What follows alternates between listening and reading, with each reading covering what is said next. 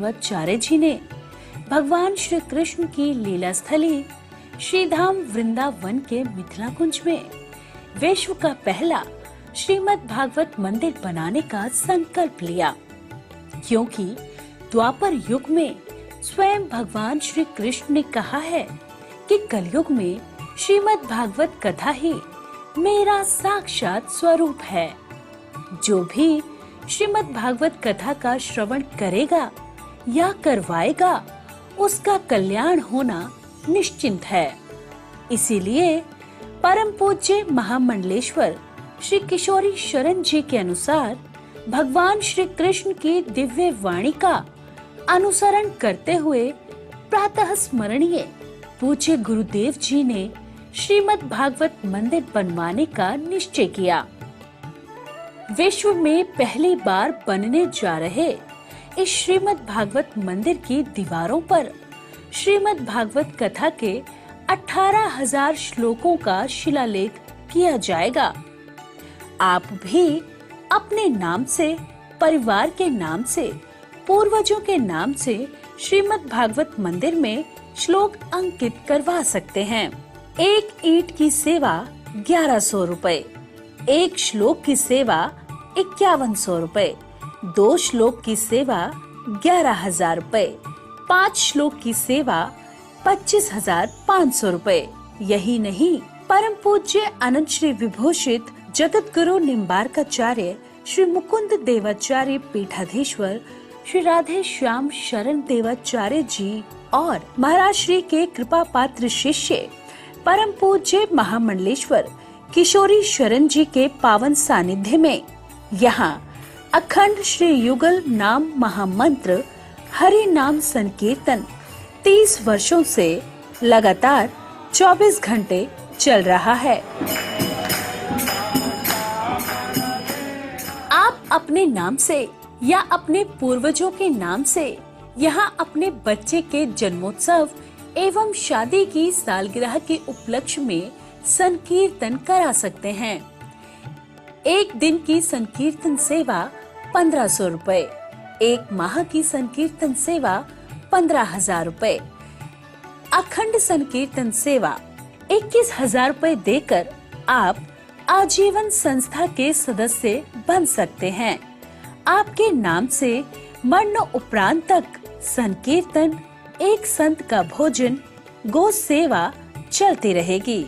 संस्था द्वारा आपको प्रमाण पत्र भी मिलेगा, जिसमें आप आजीवन सदस्य रहेंगे। आप संकीर्तन एवं संत सेवा, गौ सेवा हेतु श्रीधाम वृंदावन के मिथिला कुंज आश्रम में साधु संत सेवा अन्य क्षेत्र में सहयोग कर सकते हैं। 21 संत की सेवा 2100 रुपए, 51 संतों की सेवा 5100 रुपए, संपूर्ण भंडारा सेवा 11,000 रुपए। आप अपने बच्चे के जन्मदिन पर, शादी की सालगिरह पर माता पिता के नाम से, पूर्वजों के नाम से संकीर्तन संत सेवा करवाकर पुण्य के भागी बने और अक्षय पुण्य प्राप्त करें। महाराज श्री के इन पावन प्रकल्पों से जुड़ने के लिए हमारे संपर्क सूत्र इस प्रकार हैं: 8979 929 835, 7817 968 196। यदि आप भी महाराज श्री के इन पावन प्रकल्पों से जुड़ना चाहते हैं, तो हमारी अकाउंट डिटेल्स इस प्रकार हैं: account holder name Mithila Kunj, branch Vrindavan, account number 158505001309, IFSC code ICIC 0001017। तो आप भी महाराज श्री के इन पावन प्रकल्पों से जुड़कर अपनी इच्छा अनुसार दान देकर पुण्य के भागी बन सकते हैं। श्री वृंदावन बिहारी लाल की जय। जय जय श्री राधे, जय जय श्री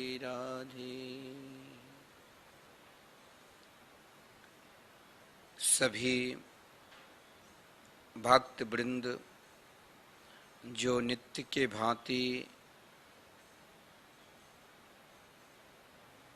भगवन नामामृत का रसास्वादन दैनिक करते चले आ रहे हैं,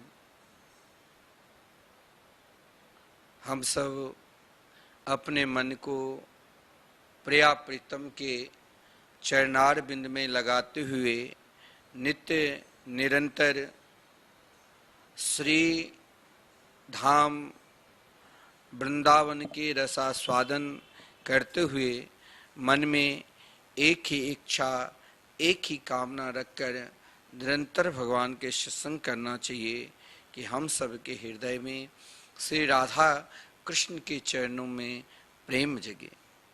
आप सब नित्य के भांति श्री धाम वृंदावन से इस समय श्री राधा महिमा मृतम के ऊपर आप सब प्रवचन श्रवण कर रहे हैं। श्री राधा महिमा मृतम मन में इच्छा हुई कि 4 तारीख को श्री राधा अष्टमी है। श्री राधा जन्मोत्सव के पावन शुभ अवसर पर जो रास रासेश्वरी राधा रानी की कृपा प्राणी मात्र के ऊपर जब तक नहीं होता है तब तक ब्रजवास मिलना अति दुर्लभ है। अगर वृंदावन को प्राप्त करना है, धाम निवास करना है, तो रास रासेश्वरी राधा रानी की कृपा हम समस्त प्राणियों के ऊपर चाहिए ही। तो आइए सर्वप्रथम कल गणेश चौथ हम सब बड़े धूमधाम के साथ मनाएं। घर घर में श्री गणेश जी के पूजन के और हम सब के काम के सिद्ध के लिए, समस्त कार्य को सिद्ध करने के लिए श्री गणेश जी की उपासना अति आवश्यक है। क्योंकि इस ब्रह्मांड में भगवान के सर्वश्रेष्ठ नाम जापक उपासक श्री देवर्षि नारद जी, श्री गणेश जी और श्री वाल्मीकि जी के नाम सर्वोपरि कहा गया है। तो कल हम सब बड़े उत्साहपूर्वक, कई जगह तो कोई 15 दिन, कोई 10 दिन, कोई 3 दिन, कोई 5 दिन अपने अपने अनुसार श्री गणेश जी के पूजन करते हैं और करना भी चाहिए। तो जो भक्त जिस निमित्त से आप नित्य निरंतर दैनिक सत्संग के लाभ ले रहे हैं प्रातःकाल, कई भक्तों की आग्रह होता है कि ये समय बड़ा अनुकूल है हम सबके योग ध्यान करते हुए नित्य भगवान नाम की महिमा का रसास्वादन कर रहा हूँ, से राधा नाम की महिमा की रसास्वादन कर रहा हूँ। तो मैं उन भक्तों को भी बहुत बहुत धन्यवाद देना चाहता हूँ जो कल श्री गणेश चौथ के ऊपर, श्री गणेश चतुर्दशी के ऊपर आप सब ने अपने जीवन का श्रेष्ठ उत्सव भी मनाए। और वो उत्सव है कि श्री धाम वृंदावन में आपका हृदय का भाव हुआ कि जो नित्य निरंतर अखंड संकीर्तन चल रहे हैं, आजन्म 24 घंटे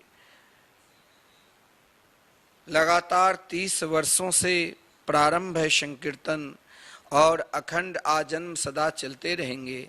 और इनमें मैंने कहा कि आप समस्त कार्य करते हो, समस्त देवी देवता की पूजन करते हो, लेकिन उसका यदि आप फल चाहते हो तो हरि नाम संकीर्तन जरूर कराओ, भगवान नाम संकीर्तन जरूर कराओ।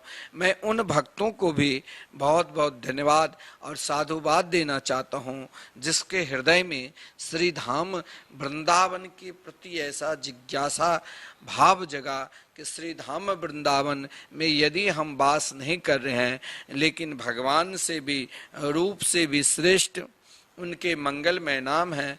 उन भक्तों जो एक दिन का संकीर्तन 1500 देकर श्री धाम वृंदावन में 24 घंटे संकीर्तन संतों की सेवा की है, उन भक्तों को बहुत बहुत धन्यवाद साधुवाद।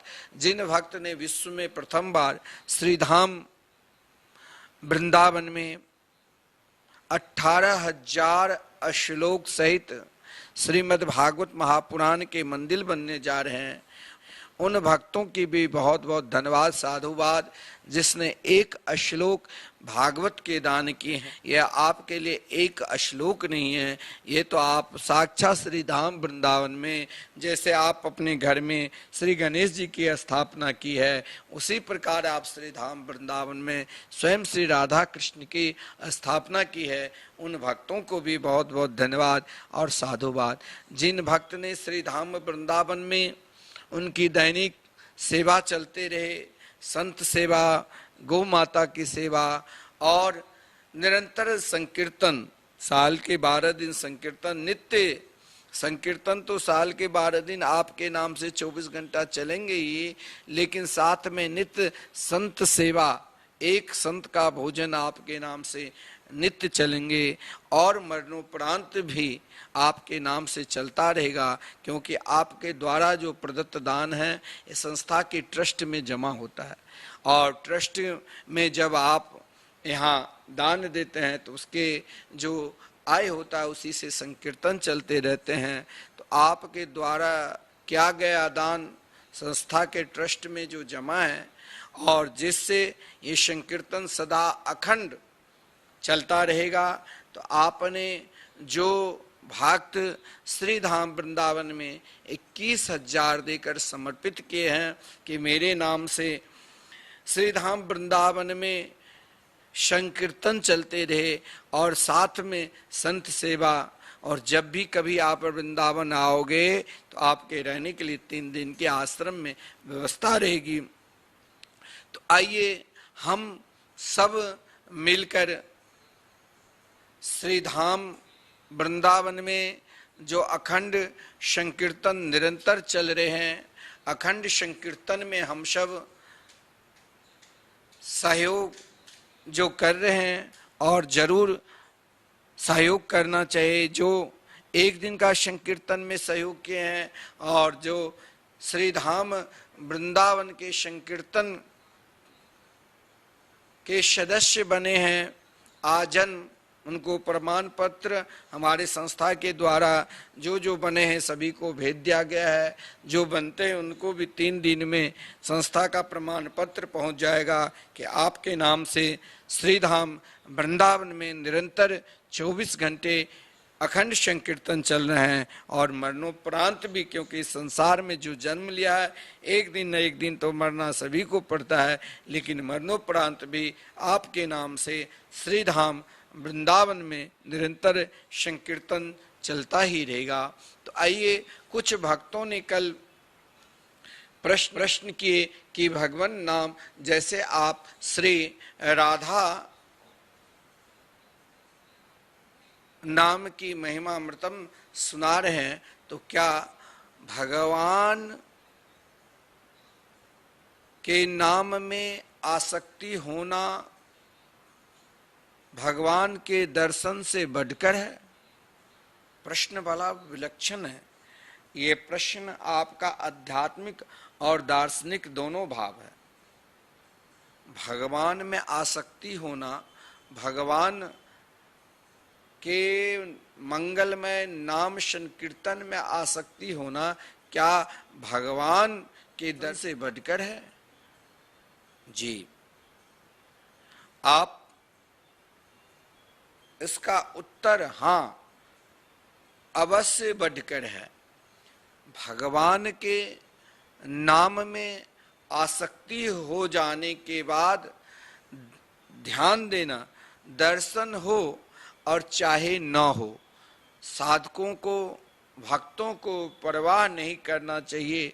जिसने भगवान के मंगलमय नाम से प्रेम कर लिया है, संकीर्तन से प्रेम कर लिया है, जिसने भगवान नामक संकीर्तन का दान दे चुका है, वो तो महाराज कहा गया है भगवान के मंगलमय नाम के आश्रित जो प्राणी एक बार ले लेते हैं, उनको दर्शन देने के लिए भगवान तैयार होते हैं। अगर आप नाम आश्रित नहीं है तो दर्शन नहीं मिलेंगे। देखिए, ध्रुव जी जब जंगल गए तपस्या करने के लिए, तो 6 महीना में भगवान को भजन के प्रताप से ही प्राप्त किया। और यहाँ श्रीमद् भागवत महापुराण में तो स्पष्ट कहा गया है, मधुर वनम वृत दिदृक्षयागत, जो भगवान के मंगलमय नाम के आश्रित हो जाते हैं, जो भगवान के मंगलमय नाम जाप करने लग जाते हैं, उनके दर्शन देने के लिए नहीं भगवान जाते हैं, बल्कि दर्शन करने के लिए जाते हैं। तो आपका जो प्रश्न है, क्या भगवान नाम में आसक्ति होना भागवत दर्शन से बढ़कर है? तो अगर आपको भगवान के नाम में आसक्ति हो गई है तो आप मान लेना कि 100% हमें भगवान के दर्शन मिलेंगे ही। देखिए, प्रश्न का भाव अगर अध्यात्म के प्रति आपको रुचि है तभी आपने इस प्रकार प्रश्न करते हो, भगवान नाम के प्रति आपकी रुचि है तभी आप प्रश्न करते हो। नहीं तो आजकल तो टीवी चैनल के माध्यम से ना जाने कितने ही जगह प्रश्नोत्तरी बड़े बड़े व्यास भी करते हैं। घर की समस्या, परिवार की समस्या, खाने में मिर्च कम है, कोई कहते हैं खाने में मिर्च ज़्यादा दे दिया है, कोई कहते हैं कि मुझे मीठा पसंद नहीं है, घर वालों को मीठा पसंद है। ये संसारिक प्रश्न कभी नहीं करना चाहिए। जब जब प्रश्न करो तो आपने जो जिस प्रकार प्रश्न किए हैं उसी प्रश्न को लेकर हमें आगे बढ़ना चाहिए। एक सज्जन दिल्ली से कल फोन करके प्रश्न किया था कि मन तो लगता नहीं, ऐसी अवस्था में केवल जीवा से नाम जाप करते रहने से क्या विशेष लाभ हो सकता है? ये जो प्रश्न जिन भक्तों की हैं वो जरूर भगवान के नाम जाप करते होंगे, उनकी निष्ठा भगवान के मंगलमय नाम के प्रति जरूर है। और नाम जापक ही ऐसे प्रश्न कर सकते हैं कि मन तो लगता नहीं, किसमें? तो भगवान के नाम में, भगवान के कीर्तन में। हम भी आपको रोज प्राय कर 1 बार 2 बार 3 4 बार जरूर बोल देते हैं कि आप श्री धाम वृंदावन में आप बहुत सारे दान करते हो, लेकिन इस दान को श्रेष्ठतम फल प्राप्त करना चाहते हो तो इस कलिकाल में एकमात्र भगवान के नाम रूपी साधन ही सर्वश्रेष्ठ है। तो आप जरूर एक दिन का संकीर्तन कराओ। और ये जो प्रश्न है उन भक्तों के लिए है जो निरंतर 7:30 बजे संतवाणी चैनल खोलकर नित्य भगवान नाम संकीर्तन के दैनिक आनंद लेते हैं। यही उन भक्तों के हृदय का प्रश्न हो सकता है। मन तो लगता नहीं, ऐसी अवस्था में केवल जीवा से नाम जाप करते रहने से क्या विशेष लाभ हो सकता है? बड़ा सुंदर आपका प्रश्न है।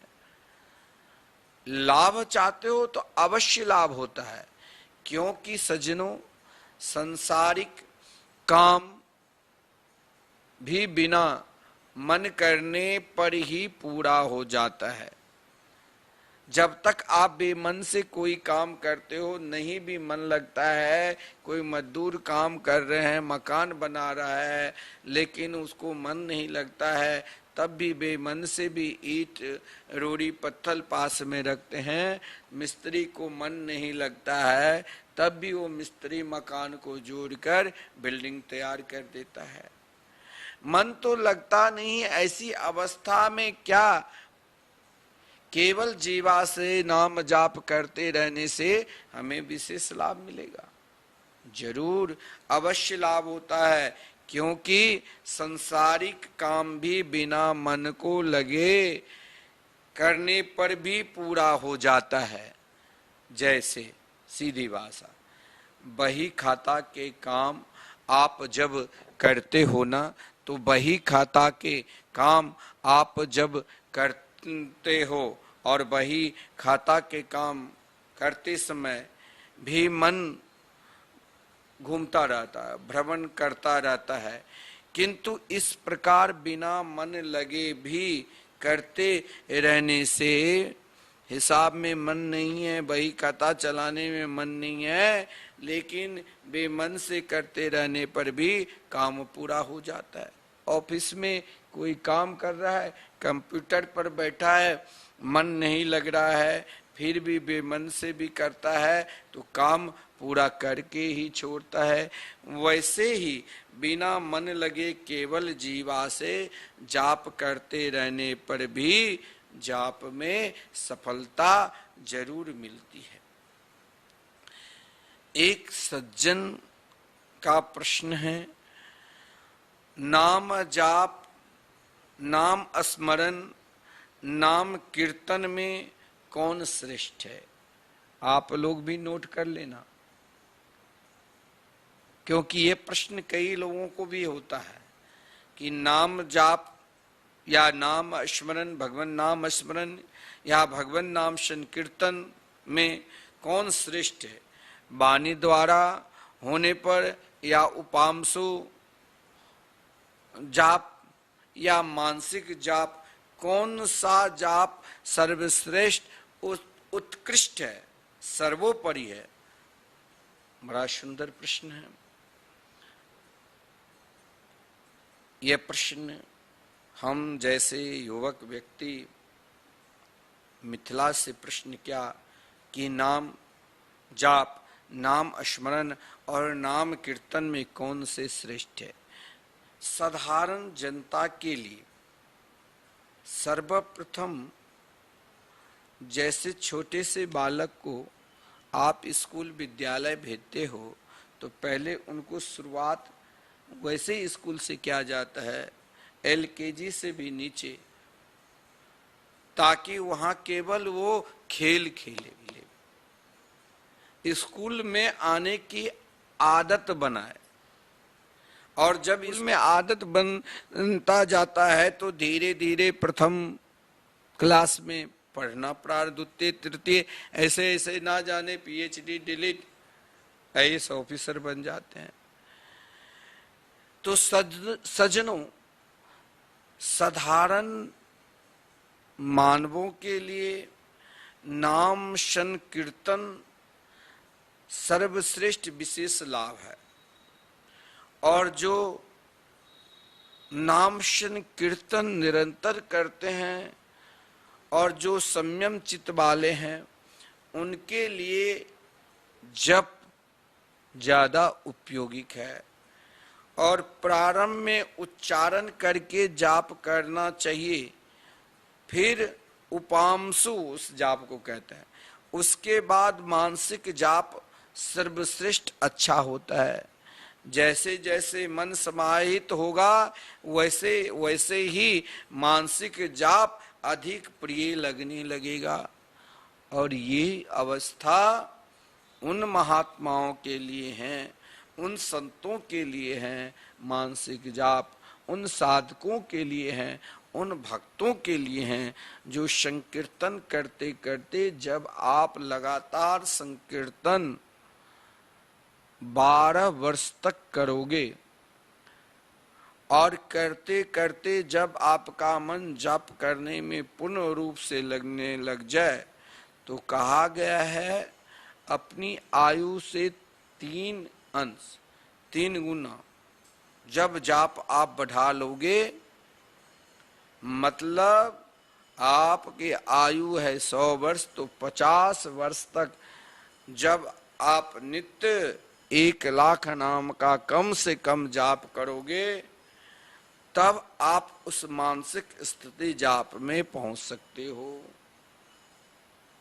एक सज्जन ने कहा कि उनका जो प्रश्न है, संकीर्तन में जो स्वर ताल आदि रख कर करता है वह क्या बंधनकारी है? देखिए, वह भक्त के लिए बंधन कारक नहीं हो सकता है। संकीर्तन में बहुत लोग कहते हैं भाई स्वर ताल से संकीर्तन करो। देखिए, भगवान नाम संकीर्तन कैसे भी लो, उसमें कोई बंधक कारक है ही नहीं, क्योंकि उसमें भगवद्गीता की भावना, एकमात्र परमात्मा की प्राप्ति की भावना रखकर हमें भगवत संकीर्तन करना चाहिए।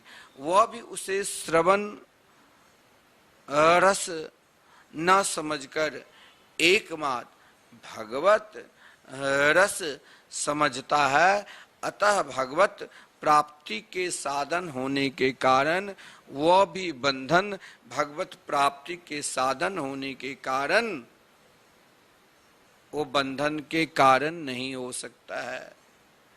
हाँ, जिज्ञासु की आवश्यक उसमें उपेक्षा रहती है, क्योंकि उसकी उसमें भगवत भावना नहीं होती है, और इसके सिवा भगवत प्रेम उसका लक्ष्य भी नहीं होता है। वह तो भगवत तत्व के जिज्ञासा है। अतः उसे स्वर और ताल भी विषय रूप प्रतीत होने के कारण हे की प्रतीत होते हैं, परंतु बुद्धिमान की उनमें न तो हे बुद्धि होती है और न उपदेय बुद्धि होती है। उसकी दृष्टि में तो एकमात्र भगवत स्वरूप ही होता है। सज्जनों, मैं तो आपको निरंतर इसीलिए कहता हूं कि आप समस्त साधना कर रहे हैं, इन समस्त साधनाओं की फल एकमात्र भगवान नाम संकीर्तन है। आप बहुत सारे दान, बहुत सारे तप, अनेक प्रकार के धार्मिक अनुष्ठान करते हैं, लेकिन इसका फल कभी कभी क्या होता है, विपरीत भी हो जाता है। बहुत लोग कहते हैं मैंने इतना दान दिया फिर भी हम परेशान। बहुत लोग कहते हैं ना जाने हम 4-4 घंटे धार्मिक अनुष्ठान करते हैं फिर भी मन में क्रोध नहीं शांत होता है। बस इसका एक ही उपाय है सज्जनों, आप सबसे श्रेष्ठ धन को पकड़ लो, और सर्वश्रेष्ठ धन क्या है? संकीर्तन करते हैं ना, हमारो धन राधा श्री राधा श्री राधा, परम धन राधा राधा राधा राधा राधा, हमारो धन राधा श्री राधा श्री राधा। एकमात्र सर्वश्रेष्ठ धन है, और जिस धन को आप दान करते हो कहाँ? तो श्री धाम वृंदावन में। श्री धाम वृंदावन में, वहां उन स्थान में, मिथिला कुंज के प्रांगण में, श्री राधा मोहन बिहारी के मंदिर में जब आप आओगे तो यहाँ नाम संकीर्तन यज्ञ होता है। तो यज्ञशाला आकार में ही मंदिर है, सब मंदिर से अलग। लोग कहते हैं ये है मंदिर, कौन सा मंदिर है?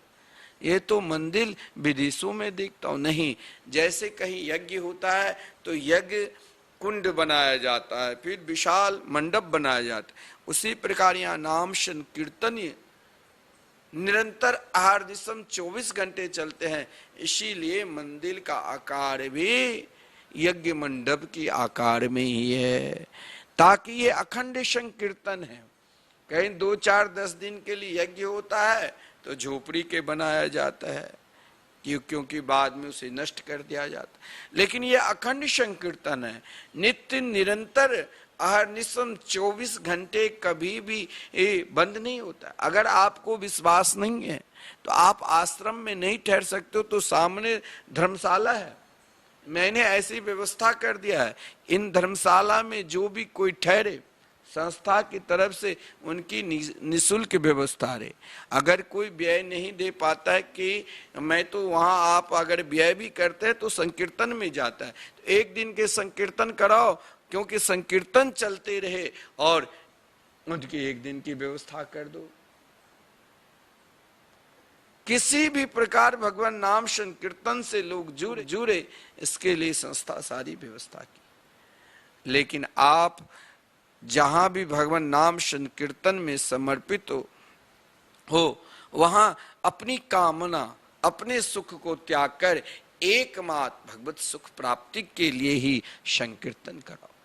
और ये संकीर्तन जो निरंतर चल रहे हैं, आप जरूर एक दिन का सेवा कोई अधिक नहीं है, मात्र 1500। मैं तो कहता हूं ठाकुर जी ने, भगवान ने आपको दिया है तो आप निरंतर इस अखंड संकीर्तन में अपना आहुति करो, अपना यज्ञ करो, और निरंतर आपके नाम से संकीर्तन चलते रहे, और मरणोपरांत भी आपके नाम से संकीर्तन संत सेवा चलते रहे। हम सब श्रवण कर रहे हैं श्री राधा महिमा अमृतम के ऊपर, श्री राधा जन्मोत्सव के पावन शुभ अवसर पर सप्त दिवसीय। तो कल के प्रसंग में जो नित्य श्रवण कर रहे हैं उनको तो जरूर याद होगा, फिर भी हम याद दिला देते हैं। कल के प्रसंग में उन बसंत देव ब्राह्मण देव के हृदय में जब जिज्ञासा जगी, जो नित्य निरंतर 40 वर्षों से लगातार गंगा जी के पावन तट पर रहकर और इन 40 वर्षों में 8-8 घंटे गोपाल जी की आराधना उपासना की, और गोपाल जी के उपासना के फलस्वरूप उनके हृदय में एकाएक भाव जिज्ञासा जगे कि हमें श्रीधाम वृंदावन में वास करना है, इसके लिए हमें क्या उद्यम करना है। कई लोगों से, अनेक साधु संत विरक्तों के निकट भी गए, सब यही कहा कि धाम में निवास करना, क्योंकि आप धाम में वृंदावन में आकर निवास करो, लेकिन एक बात ध्यान रखना कि वृंदावन में आकर कभी भी स्वप्न अवस्था में भी किसी की निंदा अगर आप करते हो तो धाम में रहकर धाम आपको तिरस्कार कर देंगे। धाम में आपको तिरस्कार नहीं मिले, इसके लिए आपको पहले स्वयं को घर में ही अपने प्रिया प्रीतम को आराधना उपासना करना पड़ेगा। गोपाल जी की उपासना उन ब्राह्मण देव ने 40 वर्षों तक लगातार जब किया तो अनेक संतों की कृपा, उन्हीं में से एक संत ने उनसे कहा कि तुम अब गंगा जी के तट छोड़कर जाओ श्रीधाम वृंदावन। लेकिन ध्यान देना, अगर वृंदावन में रहना चाहते हो तो गोपाल जी की कृपा से तो आपके धाम जाने की इच्छा हुई, लेकिन धाम में नित्य निरंतर रहना चाहते हो तो जब तक श्री रास रासेश्वरी राधा रानी की कृपा नहीं होगी तब तक आप धाम में रह ही नहीं सकते हो। उन ब्राह्मण देव ने अपने मन में से राधा कृष्ण के हृदय में बैठाकर सीधे गंगा जी से के तट से चलकर यमुना जी के तट पर आ पहुंचे, और जब यमुना जी के तट पर आए वहां स्नान करके उन्होंने शीघ्रता पूर्वक सर्वप्रथम देवताओं, ऋषियों और पितरों को तर्पण किया। हमारा कर्तव्य है, हम सद्गृहस्थ है तो हमारे अपने कुल देवता की भी सम्मान करना चाहिए। जो हमारे कुल देव में ऋषि मुनि हैं उनको भी हमें आदर और सत्कार करना चाहिए, और जो हमारे पितर लोग हैं। आपसे मैं एक चीज भूल गया कि इस बार श्राद्ध पक्ष में 15 दिवसीय श्रीधाम वृंदावन में श्रीमद् भागवत की कथा होगी। एक सप्ताह आपके जो हमारे पूज्य गुरुदेव के द्वारा आप 16 तारीख से नित्य श्रवण करोगे, और उससे पूर्व आपका ये दास के द्वारा कथा होगी। तो श्रीमद् भागवत की पोथी आप अपने पितरों के नाम से या स्वयं अपने नाम से आप रखना चाहते हैं तो टीवी स्क्रीन पर जो संस्था के नंबर चल रहे हैं उससे आप संपर्क कर सकते हैं, और श्रीधाम वृंदावन में आप अपने लिए, अपने पूर्वजों के लिए, विशेषकर पितरों के लिए उन पितर पक्ष में किया जाता है तो उनके नाम से आप श्रीमद् भागवत महापुराण के पाठ करा सकते हैं। क्योंकि सज्जनों कहा गया है कि हम यदि सद्गृहस्थ है तो अपने देवताओं को भी, अपने ऋषि मुनियों को भी और पितरों को भी आराधना करना चाहिए। उन ब्राह्मण देव ने जब ब्रजमंडल में प्रवेश किया, ब्रजमंडल में प्रवेश करने के उपरांत सीधे महाराज यमुना जी में स्नान किया और यमुना जी में स्नान करने के उपरांत अपने इष्ट देव ऋषि और पितरों को तर्पण किया और वृंदावन में प्रवेश करने की विचार किया। जो ही उन नामनिष्ठ हो चुके थे, निरंतर गोपाल जी की उपासना करते थे, उसी समय उनको एक संत ने मार्ग में कहा, हे ब्रह्मन देव, अगर आपके हृदय में श्री धाम वृंदावन निवास करने के लिए इतने ही उत्कंठा भरा हुआ है तो आप यहाँ से सीधे बरसाने जाओ और वहाँ से राधा रानी के चरणों के निकट जाने पर तुम्हारे समस्त कार्य सिद्धि होगी। क्योंकि गोपाल जी की कृपा से, श्री कृष्ण की उपासना से तुम धाम में प्रवेश की, लेकिन धाम में नित्य निरंतर यदि वास करना चाहते हो तो तुमको बरसाने जाना ही पड़ेगा।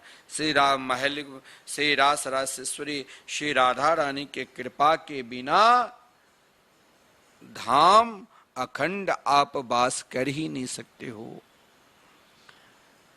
धाम में अखंड वास तब ही मिलेगा जब श्री रास रासेश्वरी श्री राधा रानी की कृपा होगी।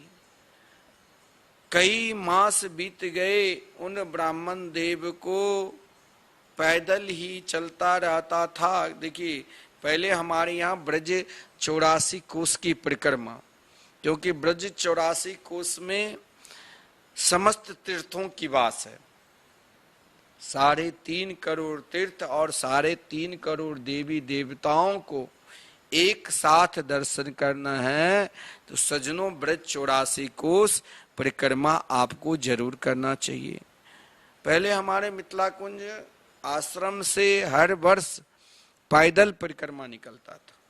एक माह तक पैदल, उनकी रहने की व्यवस्था, उनकी नाश्ता भोजन सारी व्यवस्था होती। पैदल 84 कोस की परिक्रमा, हम तो बड़े परिक्रमा कराते थे 130 कोस की लंबे, लेकिन अब तो लोग पैदल चल ही नहीं सकता। अगर आप पैदल चलने के इच्छुक है तो कम से कम 200 लोग हो जाएंगे, तभी पैदल परिक्रमा में सुविधा हो पाती है।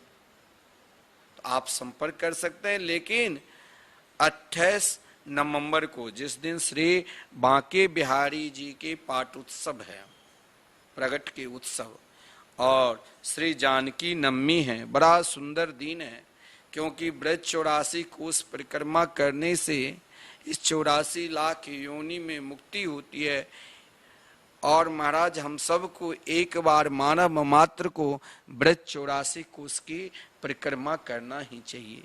ब्रज में आप वास नहीं कर सकते हो, धाम में आप वास नहीं कर सकते हो, लेकिन एक बार आप धाम में आकर संपूर्ण ब्रजमंडल में विचरण तो कर सकते हो।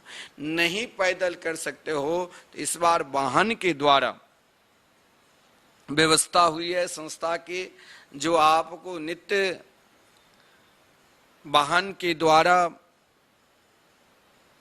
परिक्रमा कराया जाएगा।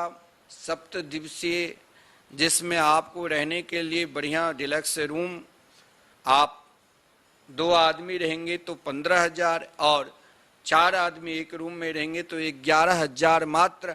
आप 11,000 समर्पित करके आपको 7 दिन नाश्ता भोजन और नित्य ब्रज 84 कोस की महिमा को आपको श्रवण कराया जाएगा। तो जिस किसी को ब्रज 84 कोस की परिक्रमा वाहन के द्वारा करना है, वो हमारी टीवी स्क्रीन पर निरंतर नंबर चल रहे हैं, उससे आप संपर्क करके अपना नाम, अपनी पता और रजिस्ट्रेशन आप करा सकते हैं। तो आपकी व्यवस्था सुचारू ढंग से होगा।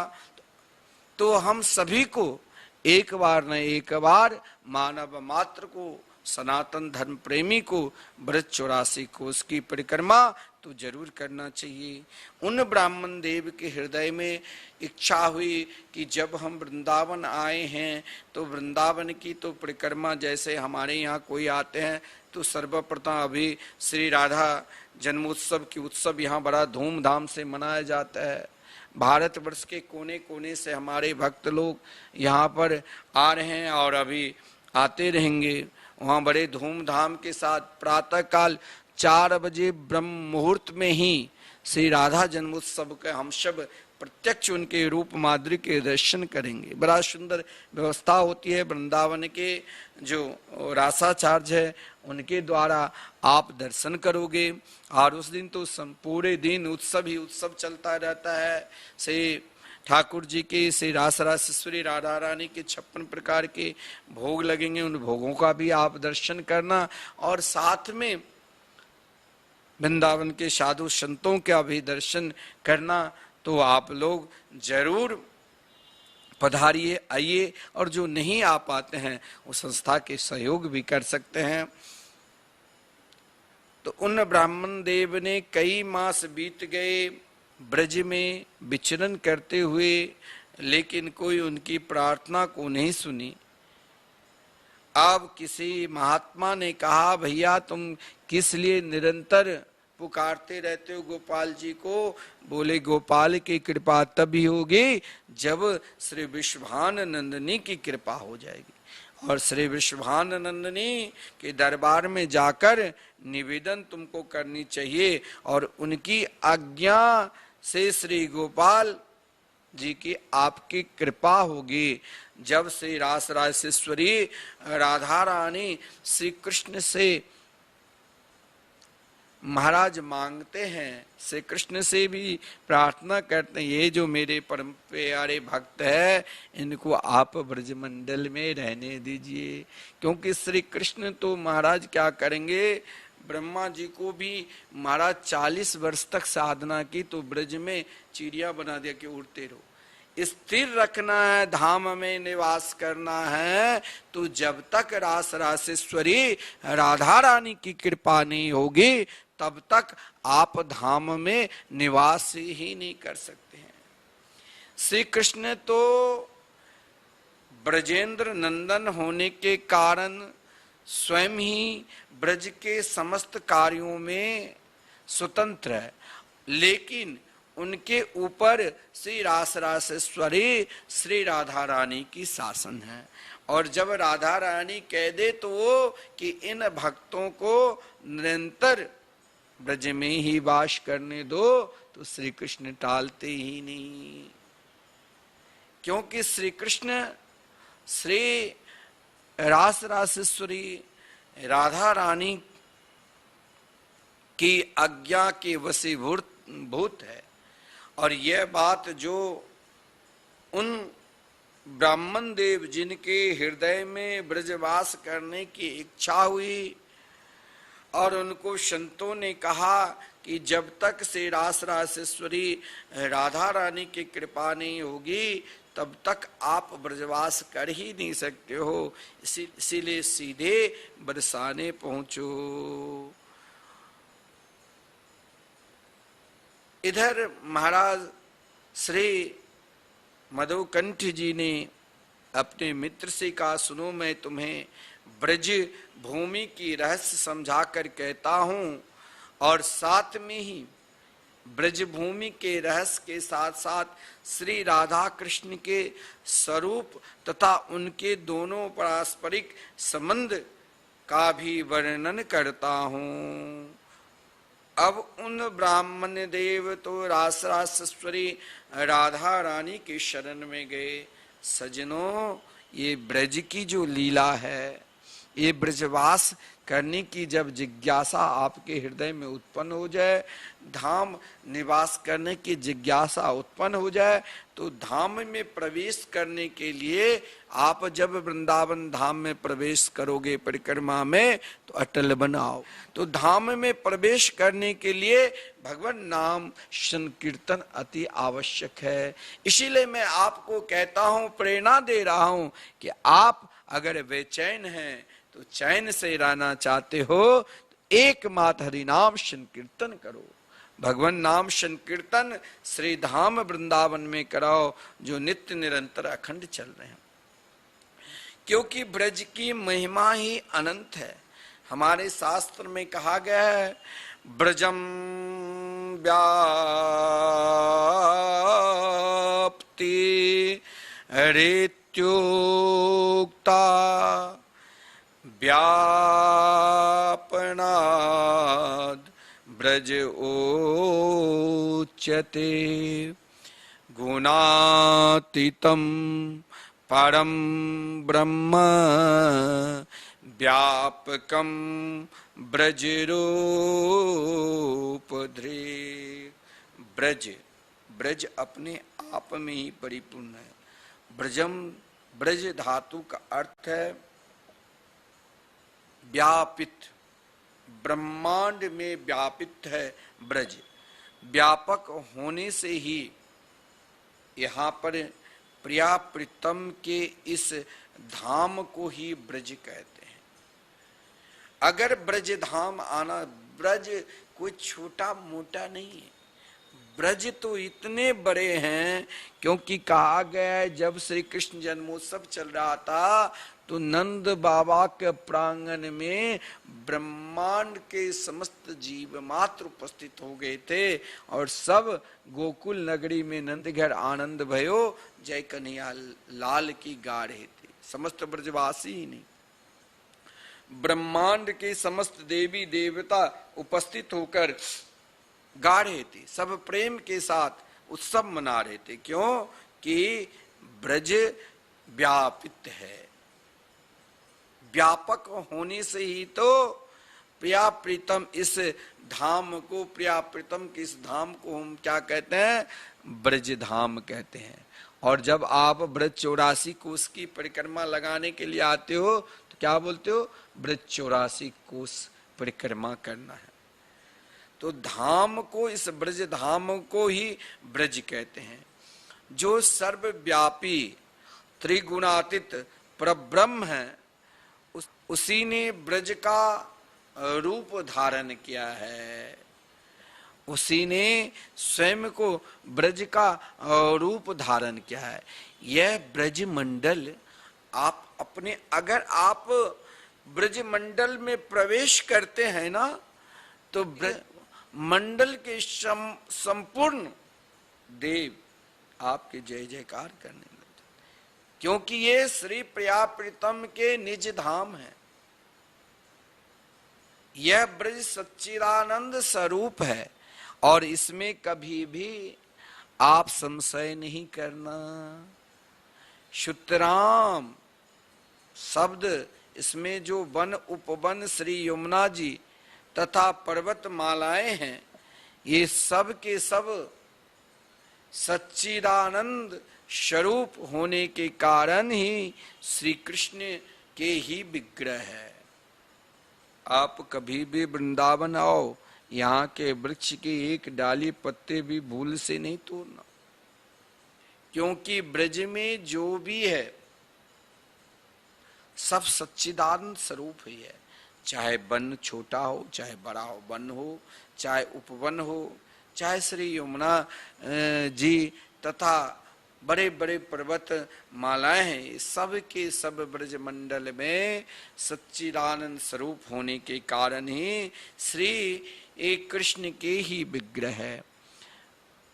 पुराणों में स्वयं श्री कृष्ण की वाणी के द्वारा यह बात इन शब्दों में स्पष्ट प्रतिपादित हुई है। क्या? कि पंचयोजन विस्तीर्णम वनम में देहरूपकम महावृंदावनम तत्र केली वृंदावनानि च। ये पंचयोजन विस्तृत वन स्वयं ठाकुर जी कहते हैं, श्री कृष्ण ये मेरा शरीर है और इसमें भी महावृंदावन तथा अनेक प्रकार के केली वृंदावन भी है। अब आप ध्यान देना कि वृंदावन तो यहाँ केवल हम पंचकोशी परिक्रमा करते हैं, वृंदावन में तो 5000 मंदिरों की परिक्रमा हो जाते हैं, लेकिन बृहद वृंदावन 20 कोस लंबे चौड़े में आते, जिसमें श्री नंदगांव, बरसाने, श्री बरसाने, गिरिराज, गोवर्धन जी सब कुछ आ जाते, क्योंकि 5 योजन विस्तृणम वनम में दे रूपकम महा वृंदावनम तत्र केली वृंदावनानि च। ये 5 योजन विस्तृत वन स्वयं ठाकुर जी कहते हैं कि मैं ही हूं, मेरा शरीर है, और इसमें ही महावृंदावन तथा अनेक केली वृंदावन भी है। वे वृंदावन देहधारी श्री कृष्ण और श्री राधिका देवी के अधीन हैं। अतः महाप्रेम भाव स्वरूपनी श्री वृषभाननी ही संपूर्ण ब्रज के अधीश्वरी देवी है। अगर आपको ब्रज धाम में निवास करना है, वृंदावन में निवास करना है, तो जब तक आप श्री रास रासेश्वरी राधा रानी की कृपा नहीं होगी सजनों, तब तक आप धाम में निवास कर ही नहीं सकते हो। श्री कृष्ण सदा प्रेम के अधीन रहते हैं। इस बात का प्राय सभी सदग्रंथों में भी वर्णन आते हैं। श्री कृष्ण किसके प्रेम के अधीन रहते हैं? तो श्री रास रासेश्वरी राधा रानी की। श्री राधा के आज्ञा पालक होने से ही ब्रजभूमि में निरंतर ब्रजभूमि स्वतंत्र कभी नहीं है, जब तक रास रासेश्वरी राधा रानी की कृपा नहीं होगी। क्योंकि श्री राधा श्री कृष्ण के प्राणों की अधिष्ठात्री देवी है सजनों। श्री राधा कौन है? श्री राधा श्री कृष्ण के प्राणों की अधिष्ठात्री देवी है, और उनके अंतःकरण इंद्रियों तथा प्राणों की स्वामी है, आत्मा है। कौन? तो श्री रास रासेश्वरी राधा। अतएव श्री कृष्ण उनके अधीन ही रहते हैं। किसके अधीन? तो श्री रास रासेश्वरी राधा रानी के अधीन।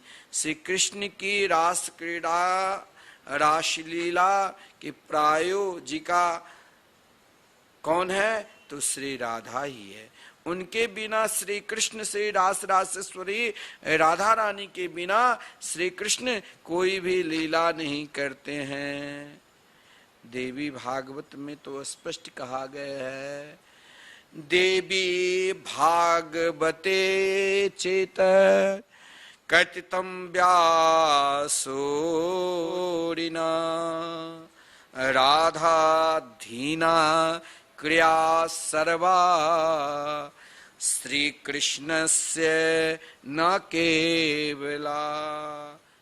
यह बात महर्षि व्यास जी ने देवी भागवत में कही है कि श्री कृष्ण की सभी क्रियाएं, संपूर्ण क्रियाएं किसके अधीन है? श्री रास रासेश्वरी राधा रानी के अधीन है। श्री कृष्ण कभी स्वतंत्र नहीं है। श्री कृष्ण निरंतर श्री रास रासेश्वरी राधा रानी के अधीन है। वे सदा श्री राधा रानी के अधीन होकर ही बोलते हैं, देखते हैं और सुनते हैं। श्री राधा के अधीन होकर ही श्री कृष्ण हंसते हैं, गाते हैं, नाचते हैं। क्योंकि सज्जनों, जब तक श्री रास रासेश्वरी राधा रानी की कृपा नहीं होगी, तब तक आप ब्रजधाम में वास ही नहीं कर सकते हैं। अगर आप ब्रज 84 कोस, मैंने कहा कि ब्रज 84 कोस की परिक्रमा की करो सब तैयारी, जितने भी भक्त वृंद है सबकी इच्छा है कि एक बार ब्रज 84 कोस की परिक्रमा करूं। कई बार विचार करते हैं कि पैदल करना है, 10, 20, 25, 50 तैयार होते हैं, और मैंने कहा भाई कम से कम 200 लोग रहेंगे, तब वहां तो रोज टेंट को लगाना पड़ता है, और दूसरी जगह आप चलो, उससे पहले सारी व्यवस्था रोज को चलकर सारी व्यवस्था करनी पड़ती है, तो कम से कम तो अधिक से अधिक लोग 200 हो तभी, लेकिन ये वाहन के द्वारा आप कितने भी लोग तैयार हो जाइए, सबकी इस बार व्यवस्था होगी। आप लिख लो अपने अपनी डायरी में कि 28 नवंबर को आप सभी को श्री धाम वृंदावन में एक दिन पहले ही 28 तारीख से प्रारंभ होगा, तो आप 27 को ही श्री धाम वृंदावन मिथिला कुंज पहुंचिए। और जिस किसी को ब्रज 84 कोस परिक्रमा करना है, हमारे कार्यालय में संपर्क करके आप अपना नाम, पता और अपना रजिस्ट्रेशन कराइए, ताकि आपकी व्यवस्था सुचारू ढंग से रहे। क्योंकि ब्रज 84 कोस बहुत लोग सोचते सोचते ही रहते, लेकिन आ नहीं पाते। क्यों? क्योंकि आपने श्रवण किया कि स्वयं श्री कृष्ण भी श्री रास रासेश्वरी राधा रानी के अधीन है। राधाधीन सदा ब्रूते, श्री कृष्ण निरंतर रास रासेश्वरी राधा रानी के अधीन है, और श्री राधा रानी की कृपा होगी तब ही आप ब्रज 84 कोश परिक्रमा कर सकते हैं, ब्रज धाम में निवास कर सकते हैं, श्री धाम में निवास करते हैं। और श्री धाम में निवास करने के लिए एकमात्र उपाय है कि श्री रास रासेश्वरी श्री राधा रानी के शरणागति को स्वीकार कर लो। क्योंकि उन ब्राह्मण देव ने निरंतर श्री कृष्ण उपासना करते करते करते निरंतर श्री कृष्ण नाम की उपासना कर रहे थे, और श्री कृष्ण की नाम ने उनके ऊपर कृपा की, तो सीधे देखिए 40 वर्षों तक लगातार गोपाल जी की आराधना की, और गोपाल जी खुश होकर कहा कि ब्राह्मण देव क्या चाहिए मुझसे मांग लो। जब श्री कृष्ण ने खुश होकर कहा, तो उन ब्राह्मण देव ने कहा कि हे प्रभु, मुझे निरंतर धाम में वास मिले। श्री कृष्ण ने कहा रहने दो। जैसे महाराज खट्वांग ने जब देवताओं की रक्षा के लिए वर्षों तक युद्ध की, वर्षों तक देवताओं को विजयश्री मिली, तो समस्त देवताओं से ने कहा आप मुझसे वरदान मांगो। देवताओं ने जब कहा, तो महाराज खट्वांग ने कहा मुझे मोक्ष दे दो। तो समस्त देवताओं ने एक साथ कहा और जितने भी वरदान चाहिए आप हमसे ले सकते हो, लेकिन मोक्ष के अधिकारी, देने के अधिकारी एकमात्र श्री राम कृष्ण के ही चरणारविंद है। तब महाराज खट्वांग इस पृथ्वी लोक पर आकर 2 घड़ी में भगवान नाम के सहारे से भगवत तत्व को प्राप्त कर लिया। वैसे भी श्री कृष्ण सब कुछ देने में धर्मार्थ काम मोक्षाख्याम यह इच्छेच्छ्रे आत्मना एकमेव हरिस्तत्र कारणम पाद सेवना। धर्म, अर्थ, काम और मोक्ष चारों पुरुषार्थ प्रदान कर देंगे, लेकिन श्री धाम वृंदावन में यदि आप वास चाहते हो, ब्रज में अगर आप वास चाहते हो, एकमात्र श्री राधा रानी की कृपा चाहिए।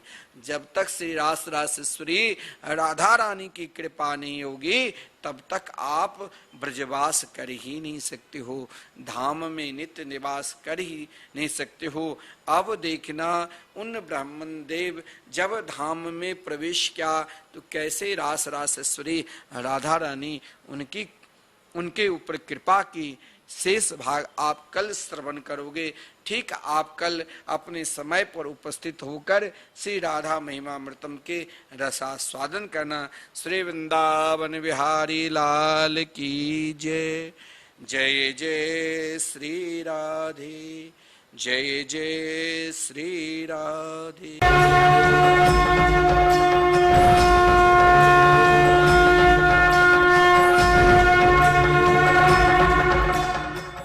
दूर करने मत प्रकट रहे, रावण को मारने मत प्रकट रहे, वापस जाने के लिए मत प्रकट